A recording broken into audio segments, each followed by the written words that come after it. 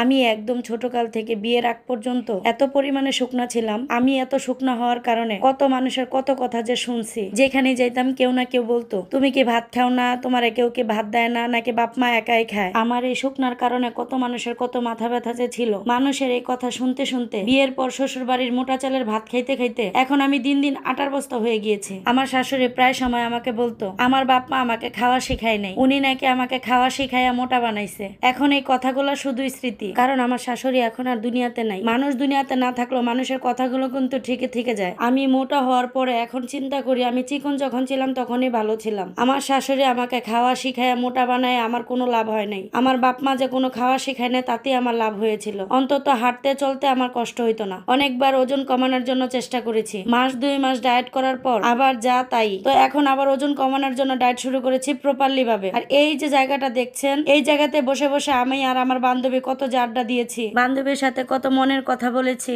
দুঃখে সুখের সব ধরনের কথা বান্ধবীর সাথে শেয়ার করা হইতো। এখন কেবল এগুলো স্মৃতি। মানুষ বিয়ের আগে থাকে একরকম, বিয়ের পরে হয় আরেক রকম, সন্তান হওয়ার পরে হয় আরেক রকম। দিন দিন মানুষের পরিবর্তন হয়, কিন্তু আমার এই আটার বস্তার শরীরটা যে বানাইছে এটার কোনো পরিবর্তন নাই, শুধু বাড়তেই থাকে আর বাড়তেই থাকে। আজকে 4 দিন ধরে ডায়েট করা শুরু করছি। শুধু তো ডায়েট করলেই হবে না, এই জন্য মা আর মেয়ে চলে গেলাম সকালবেলা হাঁটাহাঁটি করতে। আমরা যখন হাঁটতে গিয়েছি তখন প্রায় 6:30 বাজে, কিন্তু এই পরিবেশ দেখে কেউ বলবে তখন 6:30 বাজে। হাঁটতে হাঁটতে যখন এখানে আসি তখন দেখি কতগুলা কলমি শাক হয়ে আছে। আর এই কলমি শাকগুলা দেখতে এত সুন্দর ছিল, না তুলে আর পারলাম না। কলমি শাক তোলার পরে এখানে দেখতেছি একটা ডাটা শাক হয়ে আছে। আপনাদের খালাম্মাকে বললাম ডাটা শাকটা তুলতে, তো আপনাদের খালাম্মা ডাটা শাকটা তুললো। আর আপনাদের খালাম্মাকে নিয়ে বাইরে বের হইলে এরকম একটা বোতলে পানি ভরে সাথে রাখতেই হবে। এই ব্যক্তিটা এত পরিমাণ পানি খাইতে পারে, সারাদিনে না হলে 5 থেকে 6 লিটার পানি খায়। তো আমি সকালবেলা যে কাজটা করি, পানির মধ্যে ইসবগোলের ভুসি, শুকনা আর চিয়ার সিড একসাথে ভিজিয়ে বোতলে করে নিয়ে আসছি। এটা আমি বাসায় প্রত্যেকদিন সকালবেলা খেয়ে থাকি। যেহেতু আজকে হাঁটতে বের হয়েছে, এই কারণে আপনাদের খালাম্মার জন্য নিয়ে আসলাম। এটা খাই একদম সম্পূর্ণ চিনি ছাড়া, জাস্ট পানির মধ্যে ভিজিয়ে আধা ঘন্টা রেখে তারপরে খেয়ে ফেলি। এখানকার হাঁটাহাঁটি শেষ করে চলে গেলাম ওই দিন যে দেখিয়েছিলাম পাট শাক লাগাইছে সেখানে, কারণ আজকে আমি পাট শাক খাবো। গত 3 দিন যাবত শুধু সবজি খাইতেছি, আর অনেকদিন যাবত চিংড়ি মাছ দিয়ে পাট শাক খাইতে ইচ্ছা করতেছিল, তাই চিন্তা করলাম হাঁটাও হইলো আর পাট শাকও কেনা হইলো। আর এই যে দেখেন নদীর পাড়ে এই সাইডটা একদম বালু দিয়ে সমান করে ফেলেছে।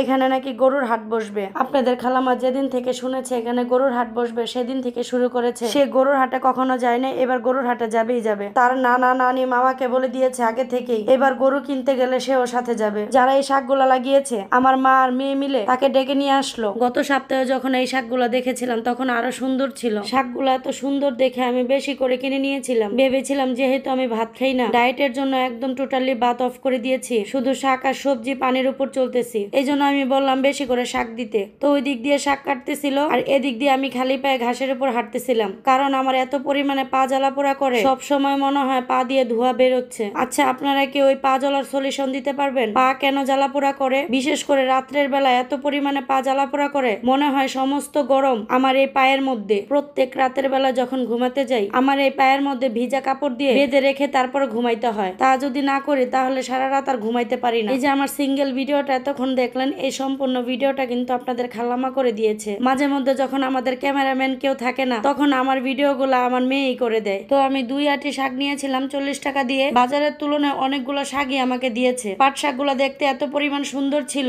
আমি নিয়েছিলাম 2 আটি। আমার 2 আটি নেওয়া দেখে আমার আম্মাও 1 আটি নিয়ে নিল। টোটাল আমাদের 3 আটি শাক নেওয়া হয়েছে। পাট শাকগুলো এত পরিমাণ সুন্দর ছিল, এই পাট শাকগুলো তিতা না মিঠা আমি জিজ্ঞেস করতেই ভুলে গিয়েছিলাম। ওই যে বাংলা একটা প্রবাদ আছে না, চকচক করলেই শোনা হয় না। শাকগুলো এত সুন্দর চকচক দেখে আমি আর তাকে জিজ্ঞেস করি নাই। যখন আমি বাসায় গিয়ে রান্না করে মুখে দিয়েছিলাম, এত পরিমাণ শাকগুলা তিতা ছিল আমি খেতেই পারিনি। আমি যদি আগে জানতাম এই পাট শাকগুলা এত পরিমাণ তিতা, তাহলে আমি এই শাকগুলো আনতাম না। আমার 60 টাকায় জ্বলে গেছে। পাট শাকের তিতা শাকটা আমি খেতে পারি না। আমি বরাবরই পাট শাক মিঠা শাকটা খেয়ে থাকি। এত সুন্দর করে চিংড়ি মাছ দিয়ে পাট শাকগুলো রান্না করেছিলাম, কিন্তু রিজিকে না থাকলে যা হয় আর কি, অল্প একটু খেতে পারছি অনেক কষ্ট করে। আর এই দুপুরবেলা শাক ছাড়া আমি আর কিছুই রান্না করিনি। শাকটা খাইতেছিলাম আর ভাবতেছিলাম এমনিতেই সবকিছু খাওয়া ছেড়ে দিয়েছি, তার মধ্যে এত সুন্দর করে রান্না করেছি, এটা আমার রিজিকেই ছিল না। শুধু একটা শসা আর গাজর খেয়েছিলাম। আর এমনি তো আজকে রান্নাটা অনেক দেরি হয়ে গিয়েছিল, কারণ আমার বাড়িতে আমার এক বান্ধবী আসছিল তার গাছের আম আমাকে দিতে। বান্ধবীর সাথে গপ্পসপ করতে বেলা বেজে গিয়েছিল 1:45, আর রান্না করতে করতে আমার বেজে গিয়েছিল 3টা। তাড়াহুড়া করে এত কষ্ট করে রান্না করলাম, তার মধ্যে দেখে এই অবস্থা। যাই হোক, এটা কোনো ব্যাপার না, রিজিকে না থাকলে জোর করে খাওয়া যায় না। তো আমার আজকের ব্লগটা আপনাদের কাছে কেমন লাগলো সেগুলো অবশ্যই কমেন্টের মাধ্যমে জানাবেন। আর সবাই বেশি বেশি দোয়া করবেন এবার যেন আমি ওজন কমানোর জন্য যে উদ্যোগটা নিয়েছি সেটা যেন আমি সফল হতে পারি। এই ওজনের কারণে দিন দিন অসুস্থ হয়ে যাচ্ছি আমি।